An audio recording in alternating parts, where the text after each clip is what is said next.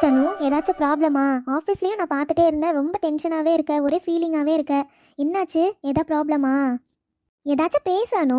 நானும் உள்ளேயே எதுவும் பேச மாட்டேன்றியேன்னு வெளியில கூட்டிட்டு வந்தாலாச்சும் கொஞ்ச நேரம் ஏதாவது ரிலாக்ஸ் ஆவேன்னு பார்த்தா, இங்க வந்து இப்படி சோகமாவே இருந்தா என்ன அர்த்தம்? ஏதாச்சும் பேசு. ஏதாச்சும் ப்ராப்ளமா வீட்ல?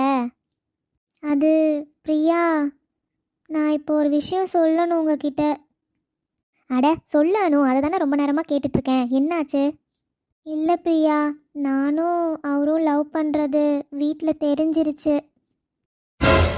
என்னன்னு சொல்கிற? எப்படி தெரியும்? அது வீட்டில் அவங்க மாமா பொண்ணு இருக்கால, அவளுக்கும் அவருக்கும் மேரேஜ் ஃபிக்ஸ் பண்ணாங்களா.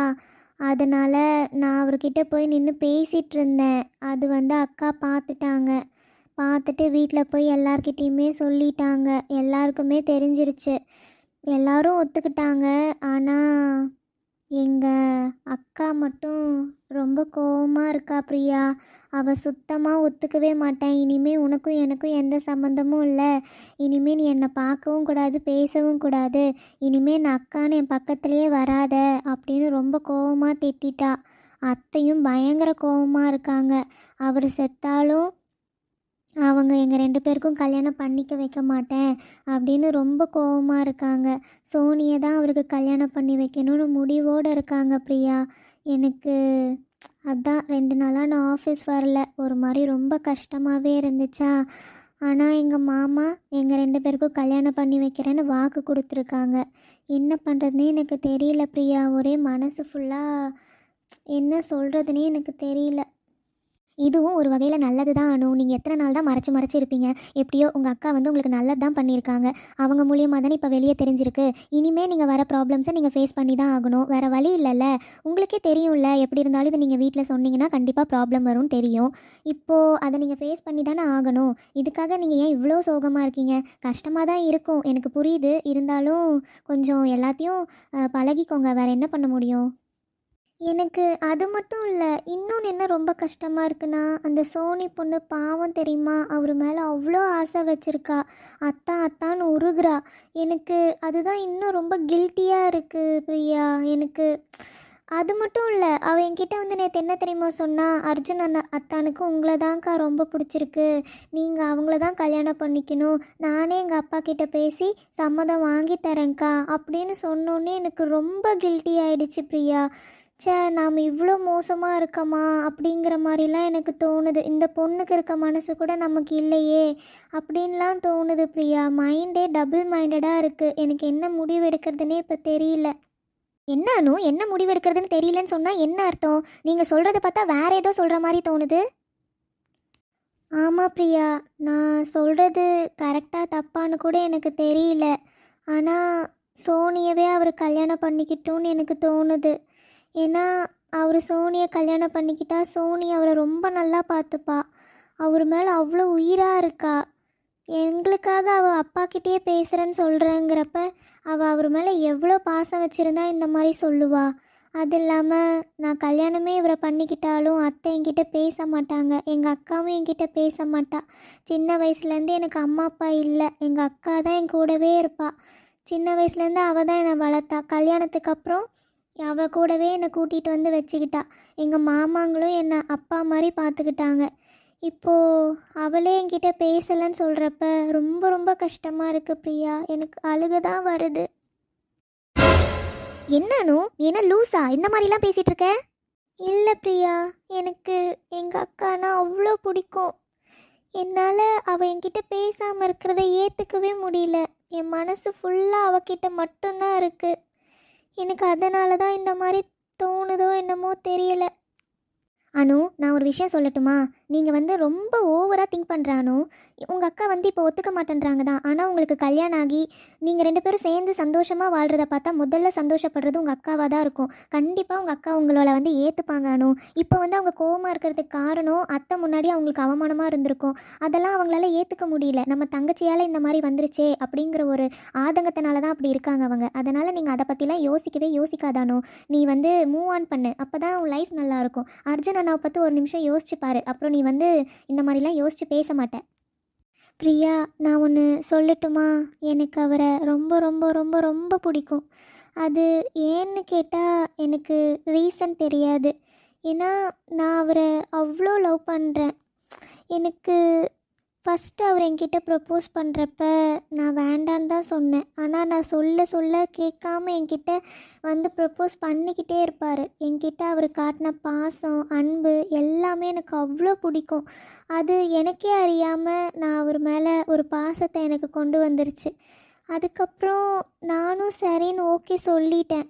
ஆனால் இப்போது எங்கள் அக்காவை நினச்சா ரொம்ப கஷ்டமாக இருக்குது. ஒரு பக்கம் அத்தை அவர்கிட்ட பேச மாட்டேன்றாங்க, அவரும் ரொம்ப ஃபீல் பண்ணுறாரு. எனக்கு அதெல்லாம் நினச்சாதான் பிரியா ரொம்ப கஷ்டமாக இருக்குது. அனு, நான் சொல்கிறத கேளுங்க. நீங்கள் இதை பற்றி எதுவுமே யோசிக்கக்கூடாது. இனிமே நீங்களும் அர்ஜுன் அண்ணாவும் சேர்ந்து தான் வாழணும். அதுக்காக என்னென்ன ஸ்டெப்ஸ் எடுக்க முடியுமோ அதை மட்டும்தான் இனிமேல் நீங்கள் எடுக்கணும். இனிமேல் உங்கள் லைஃப்பை நீங்கள் பாருங்க அனு, அதுதான் நல்லது. ம், ஓகே பிரியா. பிரியா, வாங்கண்ணா. சொல்லுமா, ஃபோன் பண்ணி வர சொன்ன. சும்மா தான் கேட்குறீங்க பாரு கேள்வி. எதுக்கு நான் வர சொன்னேன்? நீங்களும் அனுவும் பேசணுன்றதுக்காக தான் வர சொன்னேன். நீங்கள் வந்து கொஞ்ச நேரம் பேசிட்டுருங்க, நான் உள்ளே போகிறேன், எனக்கு ஒர்க் இருக்குது. பிரியா, நானும் வரேன். அனு, என்கிட்ட அடி வாங்க போகிறீங்க. ஒழுங்கா 2 பேரும் பேசுங்க. இருக்கிற ஒர்க்கெல்லாம் நாளைக்கு பார்த்துக்கலாம், ஒன்றும் பிரச்சனை இல்லை, சரியா? ஏன் அனு, உனக்கு என் கூட பேச விருப்பம் இல்லையா? நான் எப்போங்க அப்படி சொன்னேன்? நான் ஒன்றும் அந்த மாதிரி எதுவும் சொல்லலையே. நீ பிரியா கிட்ட பேசிட்டு இருந்தது எல்லாமே நான் கேட்டேன் அனு, அதனால தான் கேட்குறேன். அது அது ஏதோ ஒரு ஏன் அனு, இவ்வளோ தூரம் யோசிச்சல. சோனியை பற்றி யோசிச்ச, உங்கள் அக்காவை பற்றி யோசிச்ச, எங்கள் அம்மாவை பற்றி யோசிச்ச. ஆனால் ஒரு நிமிஷம் கூட உனக்கு என்னை பற்றி யோசிக்கணும்னு தோணவே இல்லைல்ல? என்னங்க இப்படியெல்லாம் பேசுகிறீங்க? பின்ன என்ன அனு, அவங்க எல்லாரும் உன்கிட்ட பேசுறது கஷ்டமா இருக்குன்னு நீ சொன்ன, அப்படிதானே? அதே நீ எனக்கு இல்லைன்னா நான் எவ்வளோ கஷ்டப்படுவேன்னு நீ யோசிச்சியா? அனு, நான் உண்மையை சொல்லட்டா, என்னால் நீ இல்லாத ஒரு லைஃப்பை நினச்சி கூட பார்க்க முடியல அனு. ஏன்னா நான் உன்னை அந்த அளவு லவ் பண்ணுறேன். நான் வந்து ஜஸ்ட் ஒரு லவ்வராக பார்க்கலடி, உன்னை நான் என் உயிராக நினைக்கிறேன். அது உனக்கு ஏன் புரியவே மாட்டேங்குதுன்னே எனக்கு புரியல அனு. இப்போது நம்ம விஷயம் வீட்டில் தெரிஞ்சால் இந்த பிரச்சனை வரதெல்லாம் சகஜம்டி. கண்டிப்பாக எந்த வீட்டில் எடுத்த உடனே லவ்வுக்கு ஓகே சொல்லுவாங்க சொல்லு? எல்லா வீட்லேயுமே பிரச்சனை வரதான் செய்யும். அது மாதிரி வந்த பிரச்சனை தான். ஆனால் இப்படி 2 பேரும் உன்கிட்ட பேசாமல் இருக்காங்கன்றதுக்காகவே நீ இந்த வந்து வேண்டான்னு நினைக்கிறல்ல. ஆனால் நான் நீ தான் வேணும்னு எவ்வளோ நாளாக காத்துட்டு இருக்கேன் அனு. என்னோட இது உனக்கு புரியவே இல்லைல்ல? நான் வச்சிருக்க அன்பு உனக்கு புரியவே இல்லைல்ல அனு? ஐயோ, ஏங்க இப்படியெல்லாம் பேசுகிறீங்க? நீங்கள் என் மேலே எவ்வளோ பாசம் வச்சுருக்கீங்கன்னு எனக்கு நல்லாவே தெரியுங்க. நானும் உங்கள் மேலே அதை விட அதிகமான லவ் வச்சுருக்கேன்.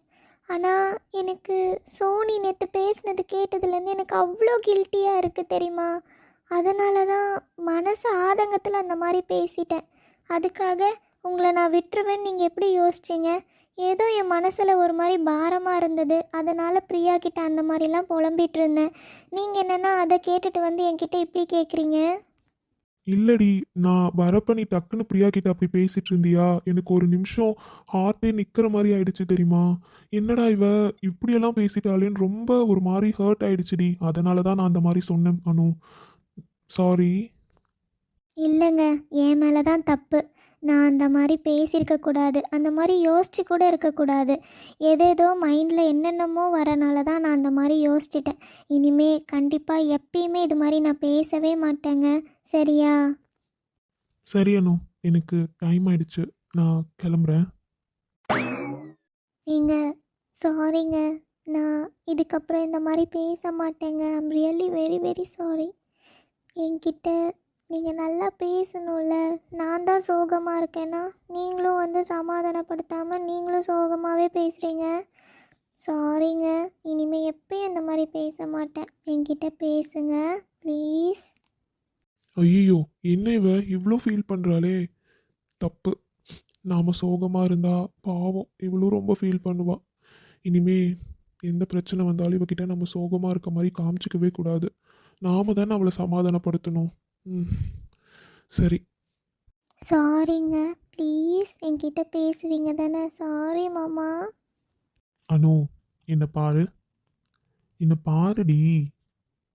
இங்கே பாரு, நான் சிரிக்கிறேன்ல, நீயும் சிரிடி. சிரிச்சிட்டேன், போதுமா? பாரு, என் செல்லக்குட்டி இப்படி பார்த்தா தாண்டி க்யூட்டாக இருக்க. அழுகிற மூஞ்சிலாம் இனிமேல் வைக்காத, எப்பயும் சிரிச்சிட்டே இருக்கணும், ஓகே? Okay okay. சரி, நம்ம காஃபி குடிக்க போகலாமா? எனக்கு காஃபி வாங்கி தரீங்களா? பாடுறா, அதிசயமா என் கூட கடைக்கெல்லாம் வரியா நீ? விடுவனா இந்த சான்ஸை? வா வா வா வா, போலாம்.